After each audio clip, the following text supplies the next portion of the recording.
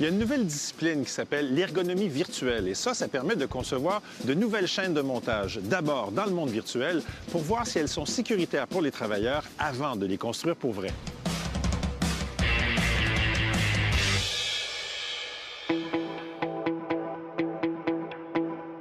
Au travail ou à l'usine, on effectue souvent des gestes répétitifs. Et si on ne les fait pas comme du monde, ces gestes-là, on peut se blesser. Heureusement, il existe une science qui nous dit comment bien nous placer pour faire notre travail et cette science s'appelle l'ergonomie.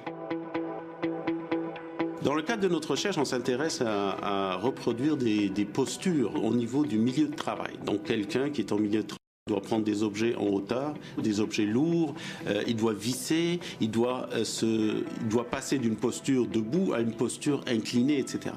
Donc la stabilité est une composante importante dans l'attitude posturale. Je ne peux pas appliquer une posture dans l'industrie si je ne suis pas sûr de ma stabilité, surtout si j'ai un outil dans la main. La nouvelle affaire, c'est l'ergonomie virtuelle. Et c'est sur quoi travaille Rachid Aissaoui, qui est chercheur à l'École de technologie supérieure de Montréal. Et lui, son but, c'est de rendre un mannequin virtuel qui existe déjà plus humain, c'est-à-dire rendre sa biomécanique plus plausible. La compagnie avec laquelle on fait le projet 3DS de chez Dassault a déjà développé depuis les années 2000 un logiciel qui s'appelle Delmia, qui est capable de représenter un mannequin virtuel dans un monde industriel. Le mannequin actuel, il faut le bouger manuellement, c'est-à-dire avec une souris et des clics, et ça peut être long. Le but ici, c'est de développer un moteur de positionnement, c'est-à-dire un algorithme qui va faire en sorte que le mannequin va faire la job automatiquement. On vise beaucoup les utilisateurs qui sont essentiellement des concepteurs, des designers de postes de travail dans le milieu industriel. Pour animer ce travailleur virtuel, l'équipe s'inspire de vrais mouvements humains. Et aujourd'hui, le vrai humain, c'est moi. Alors voilà, on va vous faire une mise en situation. Nous, notre but, c'est de travailler avec des mannequins dans des ordinateurs. Mais pour valider notre mannequin, on fait des fois des expériences. Ces expériences, on doit les faire dans une situation de travail. On va vous mettre virtuellement dans une usine dans laquelle vous avez effectué une tâche. C'est-à-dire, on va vous mettre des marqueurs réfléchissants et vous allez mettre un casque de réalité virtuelle. Des caméras vont suivre votre mouvement. Et vous allez manipuler des objets en 3D. Ça a l'air d'un jeu, mais nous, on regarde plutôt l'aspect biomécanique. On va te demander de venir simuler le vissage d'une vis sur un de ces 4 trous. Et pour ça, donc, tu vas devoir prendre la perceuse qui est à ta droite, dans ta main droite. Donc ce que tu vas faire, c'est venir percer avec le bout de la perceuse au fond de la grille. Parfait. Vas-y. OK, donc là, je le sens déjà dans mon dos. Il faut que je me penche. Le centre de gravité, c'est... Imaginons que tout le poids de notre corps était concentré dans une boule. Où serait située cette boule? Au niveau du nombril pour une personne de taille moyenne.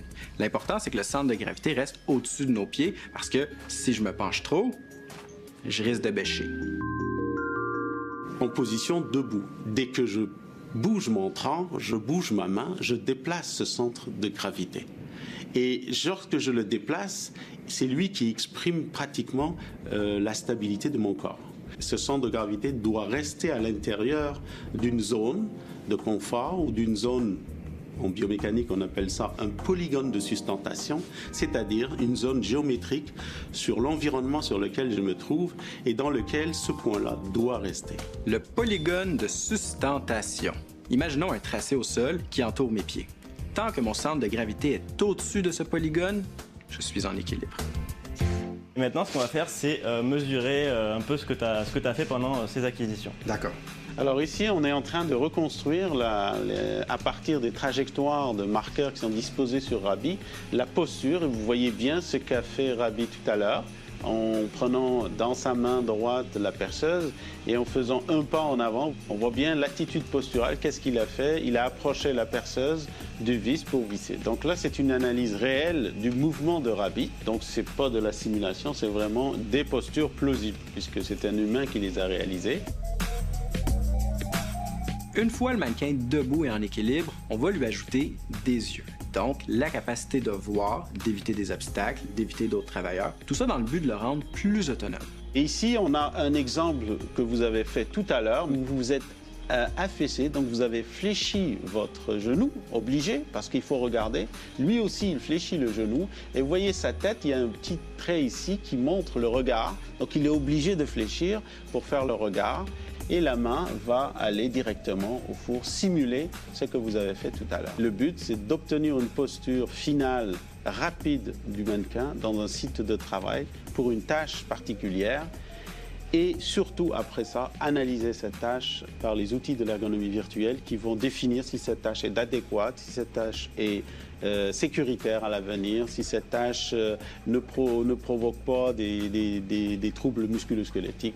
Ici, l'indicateur en ergonomie virtuelle va peut-être proposer des modifications du design. Soit de surélever la surface de ou travail, le design. Exactement.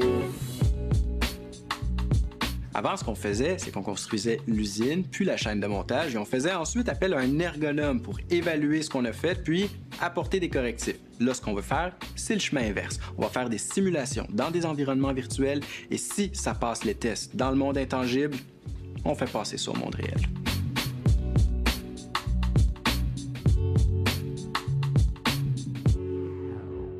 C'est vraiment un gros projet. C'est pas un gros projet, c'est un immense projet. C'est très, très, très complexe de modéliser le mouvement humain parce que la plupart de nos articulations bougent sur 1, 2 ou 3 axes, qu'on appelle les degrés de liberté. Donc, si on exclut les mains et les doigts, on arrive à un total de 97 degrés de liberté à modéliser. Puis le défi supplémentaire, ça va être d'exclure les mouvements non plausibles. Oui, parce que je peux pas envoyer mon bras complètement collé dans mon dos, là, par exemple. Non, puis on peut pas tourner notre tête à 360 non plus. Fait qu'il faut les exclure, ces mouvements non plausibles qui sont pas humains.